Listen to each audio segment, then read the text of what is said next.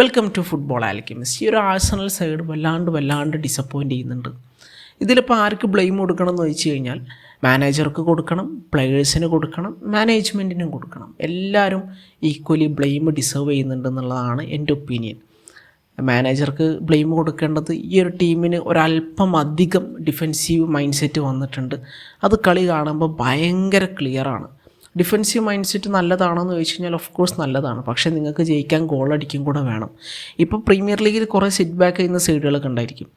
അപ്പോൾ ഈ sit back ചെയ്യുന്ന സൈഡുകൾ അറ്റാക്കിന് പോകുന്ന സമയത്ത് അവർ അറ്റാക്കിൽ ഫാസ്റ്റ് ആയിരിക്കും, ഡയറക്റ്റ് മൈൻഡായിരിക്കും, ഇതൊക്കെ ആയിരിക്കും. പക്ഷേ ആഴ്സണൽ അറ്റാക്കിലേക്ക് വരുന്ന സമയത്ത് ഇതൊന്നും കാണാനില്ല. ഷോട്ട് എടുക്കാൻ പോലും മടിയാണ്. ഒരു എന്താ പറയുക, കാണാൻ ഒട്ടും സുഖമില്ലാത്തൊരു അറ്റാക്കാണ്. ഈ കാണാൻ സുഖം വേണ്ട, ഗോൾ വന്നാൽ മതി. അത് വരുന്നുണ്ടോ? ഇല്ല, ഒന്നുമില്ല. അപ്പോൾ ആഴ്സണലിൻ്റെ അറ്റാക്ക് ഭയങ്കര മോശമാണ്. ഡിഫെൻസീവ്ലി അവർ പിടിച്ച് നിൽക്കുന്നുണ്ട്. എങ്ങനെയൊക്കെ നോക്കി കഴിഞ്ഞാൽ ഡിഫെൻസീവ്ലി പിടിച്ച് നിൽക്കുന്നുണ്ട്.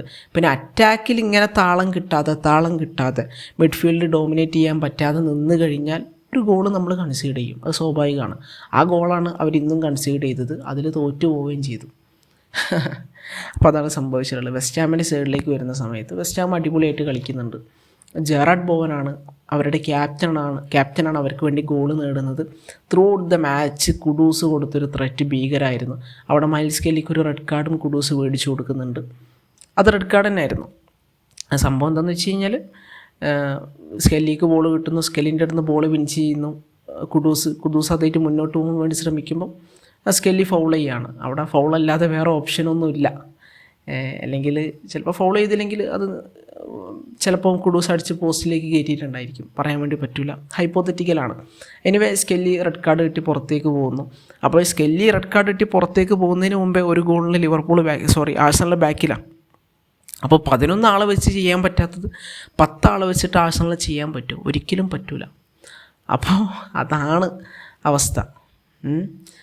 പിന്നെ നമ്മൾ മാച്ചിലേക്ക് വരുന്ന സമയത്ത് ഒരുപാട് നല്ല ചാൻസ് ഒന്നും അവർക്ക് ക്രിയേറ്റ് ചെയ്യാൻ വേണ്ടി പറ്റില്ല. പറയുകയാണെങ്കിൽ 10-20 ചാൻസസ് അവർ ക്രിയേറ്റ് ചെയ്യുന്നുണ്ട്. പക്ഷേ ആകെ 2 ഓൺ ടാർഗറ്റ് ഷോട്ടാണ് വന്നത്.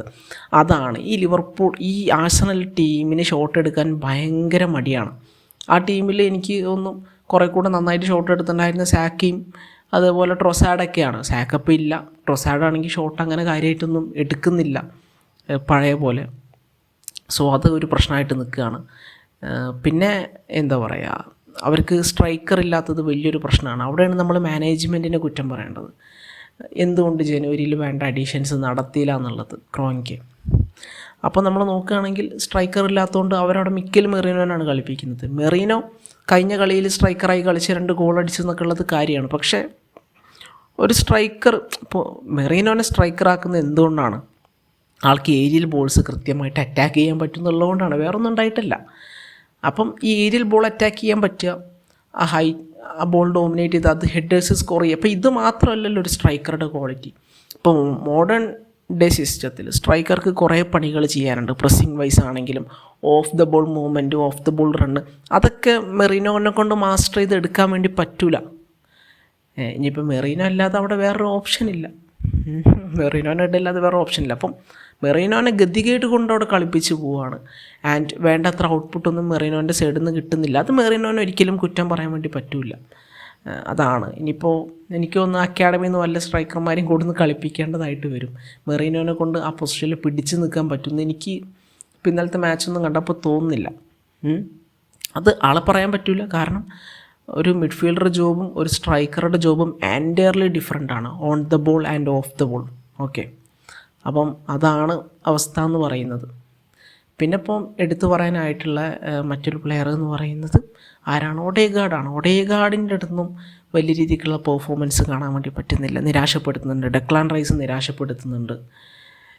അങ്ങനെ ടോട്ടലി ടീമിൻ്റെ സൈഡിൽ നിന്ന് നിരാശപ്പെടുത്തലാണ് വരുന്നത്. പിന്നെ ഞാൻ സെക്കൻഡ് ഹാഫിൽ ശ്രദ്ധിച്ചൊരു കാര്യം, അതായത് ഒരു ലോങ് ഫ്രീ കിക്ക് ആഴ്സണലിൽ കിട്ടുകയാണ്. ആ ലോങ് ഫ്രീ കിക്ക് ഒരു പ്ലെയർ, എനിക്ക് അറിയില്ല ഒഡേഗാർഡാണ് എടുത്തത്, അതെടുത്ത് സാലിബക്ക് കൊടുക്കുന്നു. സാലിബക്ക് വേണമെങ്കിൽ ഒരു ലോങ് ബോൾ ബോക്സിലോട്ട് സ്പ്രേ ചെയ്യാം, അല്ലെങ്കിൽ വിങ്ങിലേക്ക് ഒരു ബോൾ കൊടുക്കാം, അല്ലെങ്കിൽ തിരിച്ച് ഒഡേഗാർഡിലേക്ക് തന്നെ കളിക്കാം. അങ്ങനെ ഒരുപാട് ഓപ്ഷൻസ് അവിടെ നിൽക്കുന്നുണ്ട്. ഈ ഓപ്ഷൻസിനൊന്നും പോവാതെ വലിയ പ്രഷറൊന്നും ഇല്ലാതെയാണ് അവിടെ ആര് നിൽക്കുന്നത്? ഈ സാലിബ നിൽക്കുന്നത്. ഈ സാലിബ പ്രഷറൊന്നും ഇല്ലാത്ത ബോൾ എടുത്ത് നേരെ ബാക്ക് പാസ് റായക്ക് കൊടുക്കുകയാണ്. അതാണ് അവസ്ഥ. റേക്ക് കൊടുക്കുന്നു. അപ്പോൾ എന്തിനാണ് റേക്ക് കൊടുക്കേണ്ട ആവശ്യം എന്താണ് എപ്പോഴും ഈ ബാക്ക് പാസ് മെൻറ്റാലിറ്റി വെച്ച് കഴിഞ്ഞാൽ എങ്ങനെ ശരിയാവുക? സോ പ്ലെയേഴ്സ് അവരുടെ മൈൻഡ് സെറ്റ് കുറച്ച് മാറ്റിയിട്ട് കുറേ കൂടി ഒഫൻസീവ് മൈൻഡ് സെറ്റ്, കുറേ കൂടി ആ വിക്ടറിക്ക് വേണ്ടിയിട്ട്, ആ ഗോളിന് വേണ്ടിയിട്ട് കുറേ കൂടെ പേസി ആയിട്ട് കളിക്കേണ്ടതായിട്ടുണ്ട്. കാരണം അവർ പോയിൻ്റ് ഡ്രോപ്പ് ചെയ്യും. ലിവർപൂൾ എന്തായാലും പോയിൻ്റ് ഡ്രോപ്പ് ചെയ്യുന്നുള്ള കാര്യം നമുക്കറിയാം. ഇപ്പോൾ ലിവർപൂളിൻ്റെ പോലും ഏറ്റവും വലിയ കോൺഫിഡൻസ് കഷ്ടകാലത്തിന് ലിവർപൂൾ കുറച്ച് പോയിൻ്റ് ഡ്രോപ്പ് ചെയ്ത് കഴിഞ്ഞാലും, ലിവർപൂൾ ഒരു 5 പോയിൻ്റ് ഡ്രോപ്പ് ചെയ്ത് കഴിഞ്ഞാൽ ഇപ്പുറത്ത് 8 പോയിൻ്റെങ്കിലും ആഴ്സണൽ ഡ്രോപ്പ് ചെയ്യുന്നുള്ള കോൺഫിഡൻസാണ് അവർക്കുള്ളത്. അപ്പം അങ്ങനത്തെ ഒരു കോൺഫിഡൻസ് ഓപ്പണന് കിട്ടുന്നുണ്ടെങ്കിൽ, ഇപ്പോൾ ആഴ്സണൽ ഫാൻസിൻ്റെ ഇടയ്ക്ക് നോക്കുകയാണെങ്കിൽ അവർക്കും ഉണ്ട്. അവർ പോയിൻ്റ് ഡ്രോപ്പ് ചെയ്താലും നമ്മൾ അതിലേറെ പോയിൻ്റ് ഡ്രോപ്പ് ചെയ്യുന്നു. അപ്പം അങ്ങനത്തെ ഒരു ഗതികെട്ട അവസ്ഥയിലാണ് ആഴ്സണലുള്ളത്. ആർക്കും ഒരു കോൺഫിഡൻസ് ഇല്ല. ആരെങ്കിലും ഇതിനെ പോയി ജയിക്കാൻ പറ്റുമെന്നുള്ളൊരിതില്ല. ഗോള് നേടുന്ന ഉറപ്പില്ല. അതുപോലെ എപ്പോൾ വേണമെങ്കിലും കൺസീഡ് ചെയ്യാം. അങ്ങനെ പ്രശ്നങ്ങൾക്ക് മേൽ പ്രശ്നമാണുള്ളത്.